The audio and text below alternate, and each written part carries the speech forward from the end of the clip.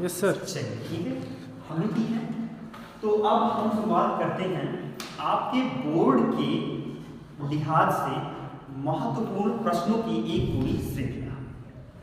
तो जो board exam में संभावित प्रश्न हैं, हम उन संभावित प्रश्नों पर एक पूरी श्रृंखला लेके आने वाले हैं, जिसमें हम चैप्टर वाइज इंपॉर्टेंट क्वेश्चंस लेंगे, फिर उन क्वेश्चंस के सॉल्यूशन आपको यहाँ पर इस प्लेटफॉर्म पर प्रोवाइड करवाएंगे, जिसका नाम है AVR लर्निंग हब। ठीक है, तो चलो आज हम फिजिक्स के पहले चैप्टर से शुरुआत करते हैं। और पहले चैप्टर में जो हमें सबसे पहला टॉपिक पढ़ना है वो टॉपिक है कूलाम का नियम। तो चलो हम आज चर्चा करते हैं कूलाम के नियम की। आपको एग्जाम में कितना लिखना है, कहाँ तक लिखना है और कैसे लिखना है, टू द पॉइंट हम आपको यहाँ पर बताने वाले हैं। ओके, चलिए तो हम शुरुआत करते हैं कूलाम के नियम की। तो जो मेरा आज का टॉपिक है वो है कूलाम का नियम। कूलाम का नियम।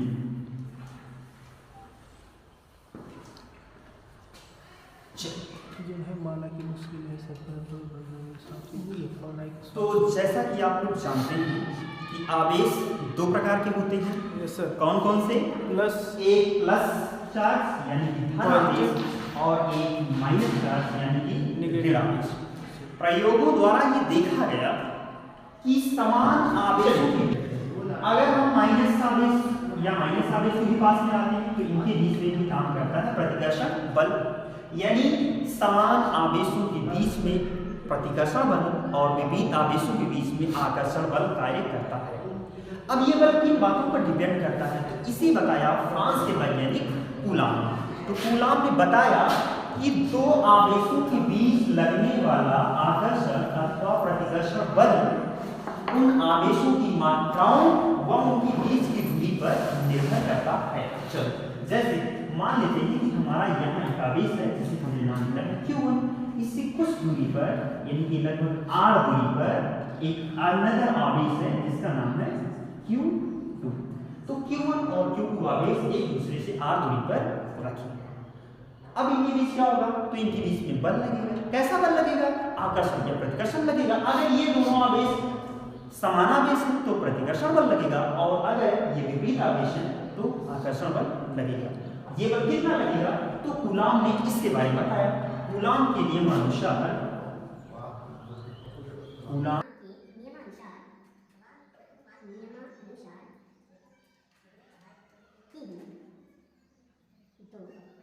बिंदु आवेशों के बीच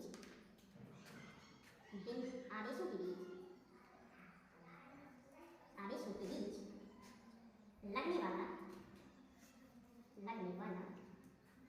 आकर्षण अथवा प्रतिकर्षण बल उन आवेशों की मात्राओं के गुणनफल के अनुक्रमानुपाती तथा उनके बीच की दूरी के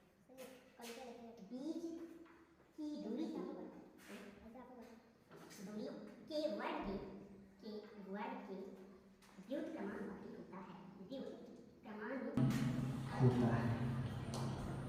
तो क्या बताया कूलाम ने बताया कि इनके बीच लगने वाला आकर्षण अथवा प्रतिकर्षण बल इनकी मात्राओं के गुणनफल के अनुक्रमानुपाती होता है। इनकी मात्राओं के गुणनफल के अनुक्रमानुपाती तथा इनके बीच की दूरी के वर्ग के व्युत्क्रमानुपाती होता है।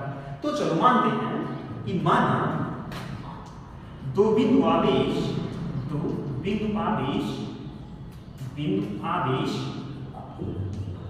Q1 व Q2 एक दूसरे से r दूरी पर स्थित है।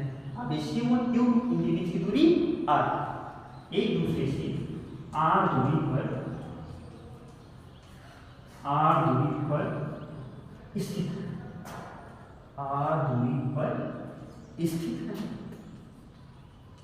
स्थित है। तो क्या होगा, तो कूलाम के अनुसार इनके बीच में जो लगने वाला बल होगा यानी F, ये किस पर निर्भर करेगा, F अनुपाती Q1 Q2 इन आवेशों की मात्राओं के गुणनफल के अनुक्रमानुपाती तथा इनके बीच की दूरी r के वर्ग के व्युत्क्रमानुपाती होता है। अथवा अगर अनुक्रमानुपाती को हटाएंगे तो यहाँ एक नियतांक आएगा, तो F equal to K Q1 Q2 upon R square. यहाँ पर अनुक्रमानुपाती नियतांक हमने K लिखा है, लेकिन सुविधा के लिए K के जगह पर हम 1/4 पाई एप्सिलॉन नॉट का प्रयोग भी कर सकते हैं। चलो ठीक है, तो आप वीडियो पॉज कर लीजिएगा, अगर आपको ये लिखना है हम इसको भी मिटा रहे हैं। आप लोग लिखने के बाद फिर लिख लीजिएगा।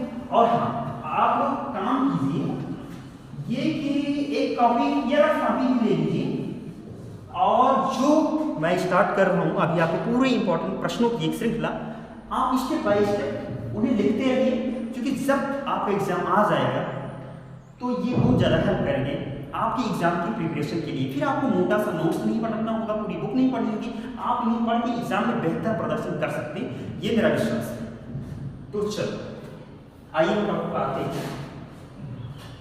तो या F इक्वल टू K के प्लेस पे हम लिख सकते हैं 1/4 पाई एप्सिलॉन। तो मैं लिखता हूँ अथवा F equal to 1/4 pi epsilon naught Q1 Q2 upon R square, और यही है आपकी कूलाम का नियम, जहां पर 1/4 पाई एप्सिलॉन नॉट की वैल्यू होती है this equal to 9 × 10⁹ newton metre square पर कूलाम, न्यूटन मीटर स्क्वायर पर कूलाम। तो यहां तक अगर कूलाम का नियम आपके क्वेश्चन आता है तो बस आपको इतना ही लिखना है। तो जैसा कि मैंने बताया कि एक पूरी इंपॉर्टेंट क्वेश्चंस की पूरी सीरीज आपको मिलने वाली है इस ऑनलाइन प्लेटफॉर्म पर। तो आज के लिए आज का ये पहला वीडियो है, और आज हमने कूलाम के नियम पर चर्चा की है। इसके बाद हम चर्चा करेंगे वैद्युत आघूर्ण पर, और एग्जाम के पॉइंट ऑफ व्यू से जो इस चैप्टर का सबसे महत्वपूर्ण क्वेश्चन है वो वैद्युत द्विध्रुव के कारण अच्छी स्थिति व निरक्षीय स्थिति में वैद्युत क्षेत्र की तीव्रता ज्ञात करना। तो या तो अच्छी स्थिति अथवा निरक्षीय स्थिति, इनमें से एक आपके एग्जाम में आना ही आना है। तो आज के लिए इतना ही, बाकी हम और इंपॉर्टेंट प्रश्नों के साथ मिलेंगे नेक्स्ट वीडियोज में। तब तक के लिए आप लोग अपनी पढ़ाई जारी रखें। Thank you.